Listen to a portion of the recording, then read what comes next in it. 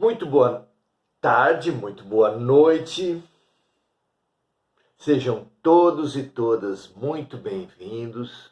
É um prazer estarmos juntos, renovarmos. Os casamentos renovam os votos e as relações se renovam a cada dia, a cada momento.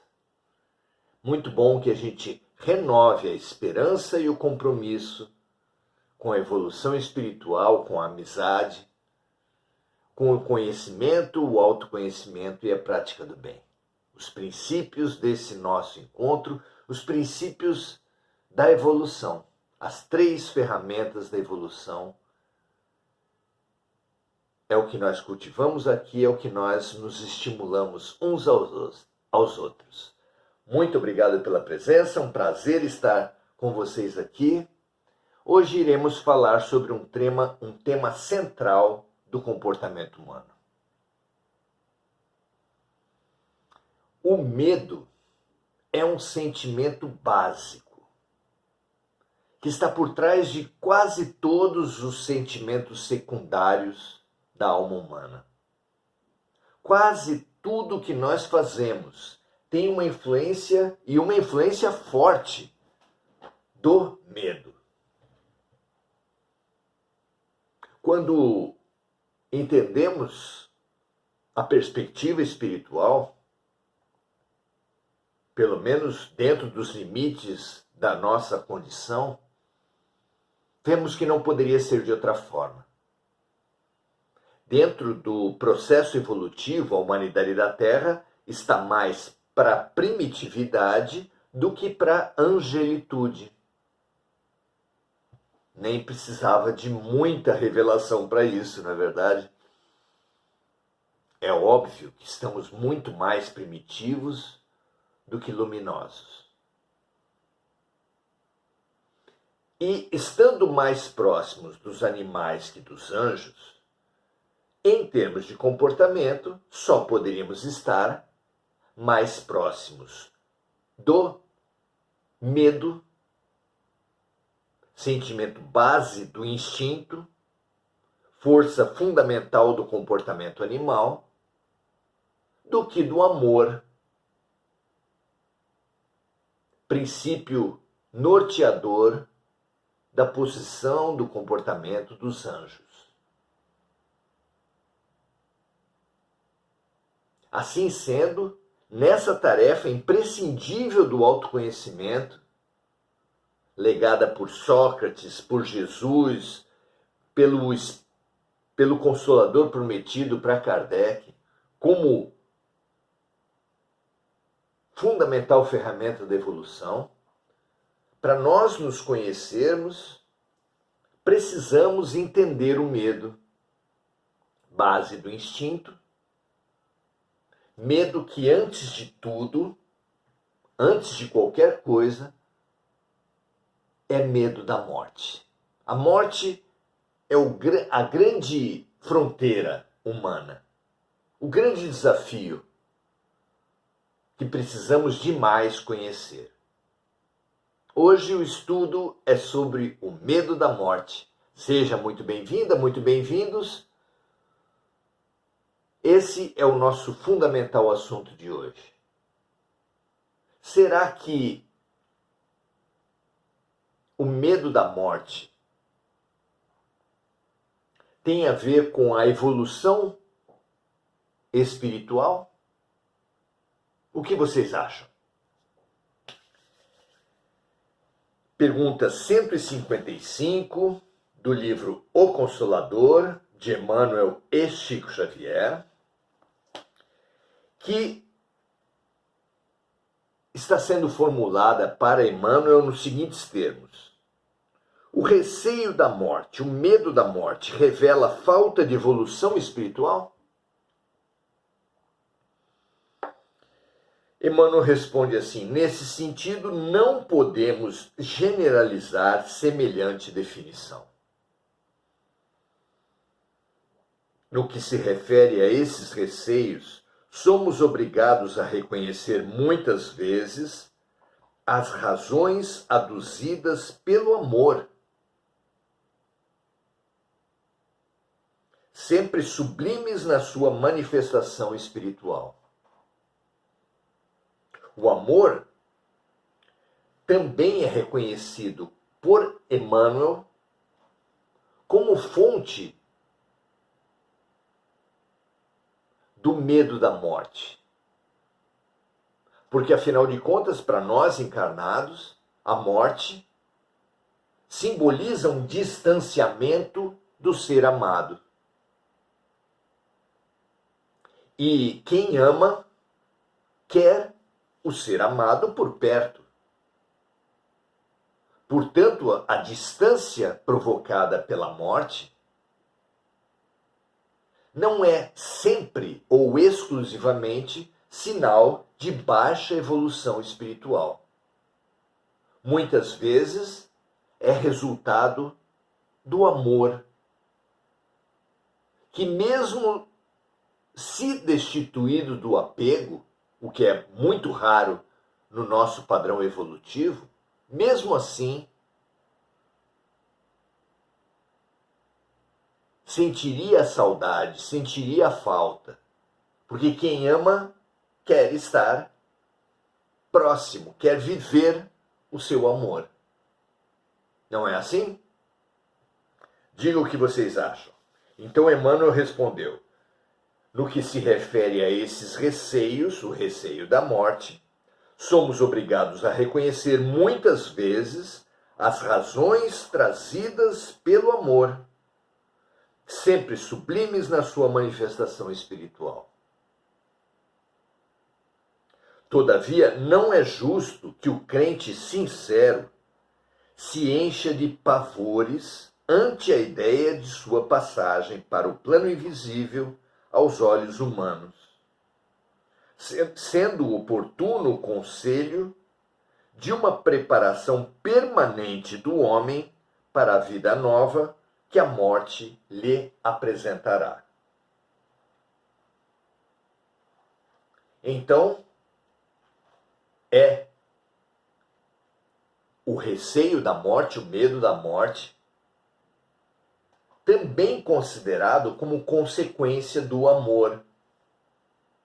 Mas, adverte Emmanuel, da necessidade de nós nos prepararmos permanentemente para a vida nova que a morte nos apresentará a todos.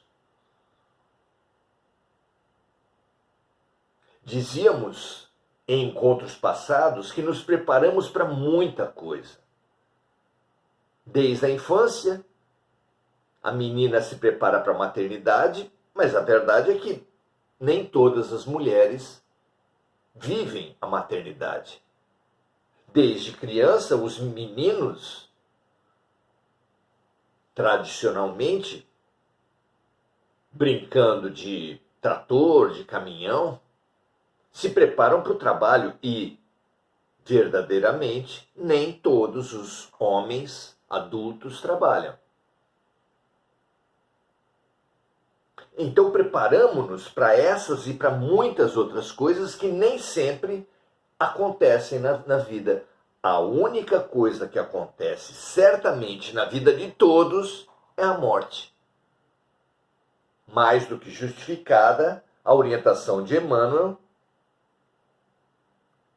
que no sentido de uma preparação permanente do homem para a vida nova que a morte apresentará. Precisamos mesmo sempre refletir sobre o fenômeno morte e suas consequências. Como é, afinal de contas, a vida após a morte, a vida no plano espiritual? Precisamos compreender as leis que regem a vida após a morte e nos preparar para ela. Por exemplo, no livro Nosso Lar.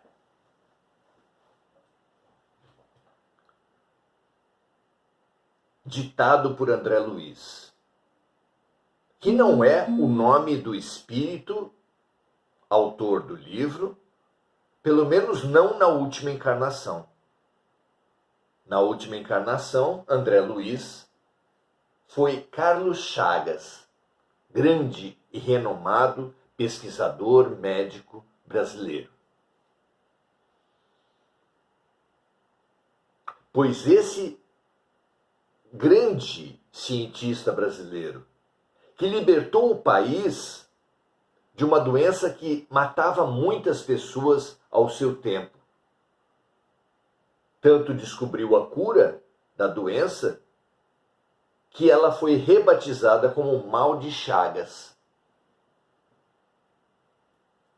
Vejam só, um homem desse tamanho, conta o livro, que além de tudo, ele deu ao longo de sua vida alguns milhares de consultas grátis.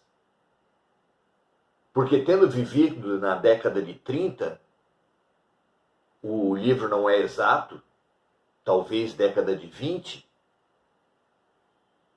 mas a biografia de Carlos Chagas informa com certeza, naquele tempo não havia sistema público de saúde.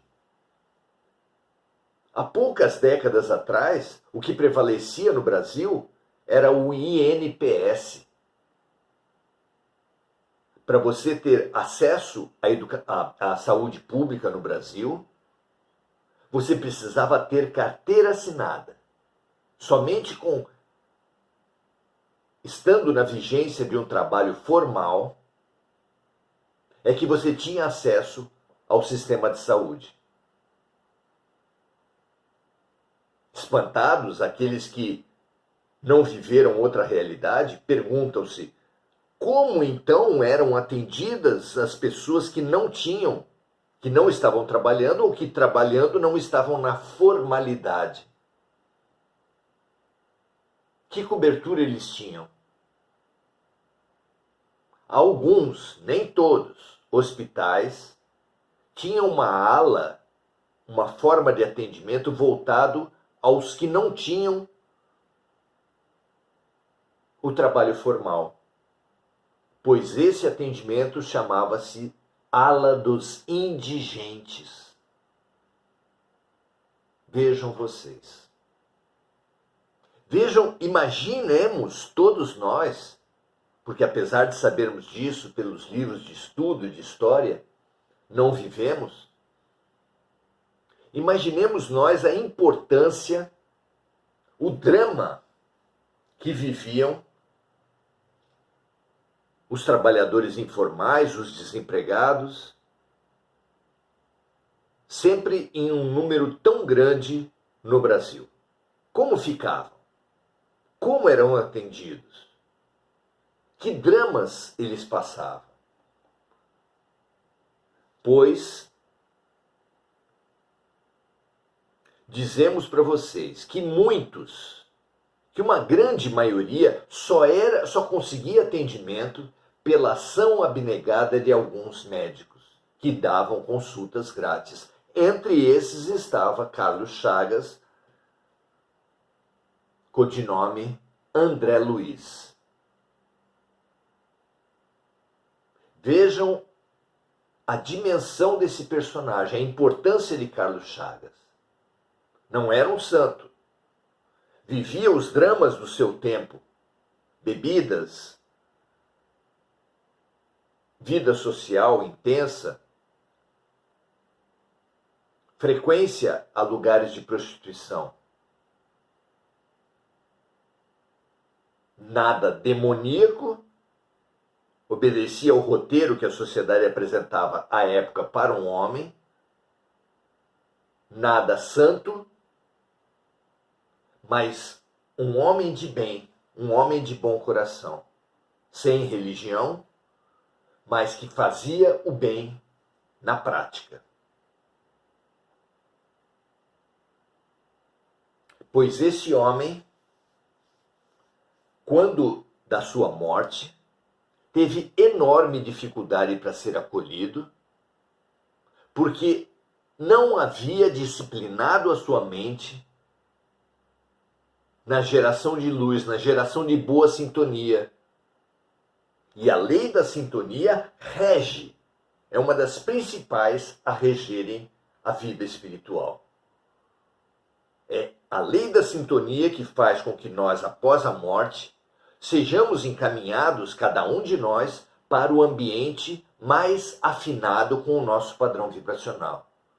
É por isso, e não por um julgamento, por uma punição de um tribunal divino, rigoroso, que um suicida vai para um lugar onde ficam os suicidas, um assassino, um viciado em drogas, álcool, sexo, um ser mais consciente, mais solidário, cada um no ambiente propício à sua sintonia, ao seu padrão vibracional.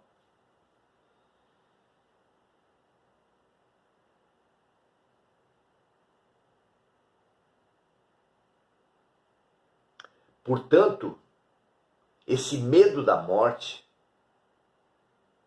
que é inerente a todos os animais, mas que no ser humano, às vezes deixa de ser objetivo para ser subjetivo, ele precisa ser estudado por todos nós. Porque, afinal de contas, ter medo de morrer é fundamental para atravessar uma rua, para tomar basicamente todas as decisões. Porém, quando esse medo objetivo da morte, que nos permite enfrentar os perigos da vida, ele se desliga dos fatores de risco para se subjetivar, para se tornar permanente, transformando-se no pânico, ele, em vez de estimular reações, ele paralisa. E é assim que precisamos estudar na psicologia, nos outros, mas em nós, especialmente em nós, o medo da morte. Não há por que associá-lo sempre a uma baixa evolução espiritual. Mas pode acontecer de ser resultado da baixa evolução espiritual e também pode ser inerente ao baixo autoconhecimento. Aquele que se conhece, que entende a importância do instinto no comportamento humano, reconhece que o instinto tem como origem o medo, e especialmente o medo da morte, já que o instinto é sempre de sobrevivência, precisa compreender o medo. Tanto o medo objetivo, esse, como já dissemos, fundamental para tomarmos decisão, para enfrentarmos situação de risco, quanto o medo subjetivo, esse pânico que tanto paralisa milhões e milhões de pessoas, quanto ainda entender os mecanismos de cura, de domínio do medo, de enfrentamento eficaz dessa força tremenda em nossas vidas. O senso comum supõe que o medo só pode ser superado pela coragem. Que aquele que se impõe, enfrenta situações, domina os seres à sua volta, esse herói que é dado como corajoso para os homens, seria um espírito que teria superado o medo. Nós não vemos assim. Muitas e muitas vezes, talvez quase sempre, esse valentão, esse que se deixa tomar por um personagem de imposição, de autossuficiência, de arrogância, nem sempre esse superou o medo. Apenas compôs um personagem, uma armadura arrogante, prepotente, que encobre, que sufoca, que acoberta o medo, sem, porém, superá-lo. E aí surge a pergunta, se não é a coragem, a valentia, o que nos fará superar o medo, o que? Afinal de contas, qual a conquista? Qual o antídoto ao veneno do medo? Nós entendemos que o que cura a criatura do medo é a fé. Quando uma criatura avança no sentido da compreensão de que não cai realmente uma folha de uma árvore que não seja pela vontade de Deus, que estamos num hospital onde absolutamente tudo é terapêutico, tudo é perfeitamente adequado à nossa cura, numa escola onde tudo é pedagógico, tudo é planejado, estipulado, conectado com um projeto de aprendizado, o que poderemos temer?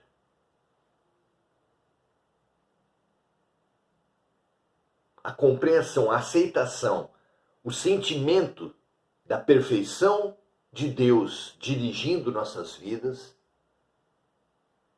mata pela raiz qualquer ideia de medo paralisante, de pânico, restando apenas o ato reflexo, instintivo,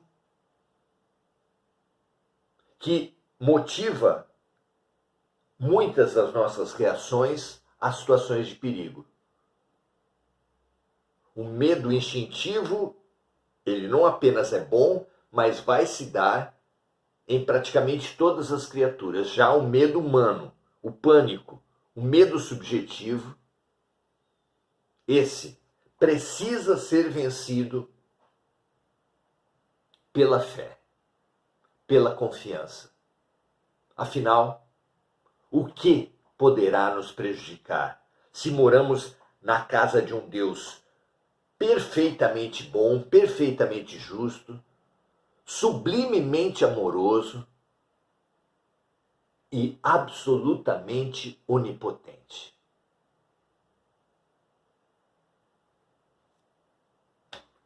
Essa certeza nos libertará das inúmeras prisões nas quais nos coloca o medo. A começar pela prisão de dentro de casa. Encerrados em altos muros, atrás de grades, com câmeras por toda parte, certamente nenhum de nós é livre.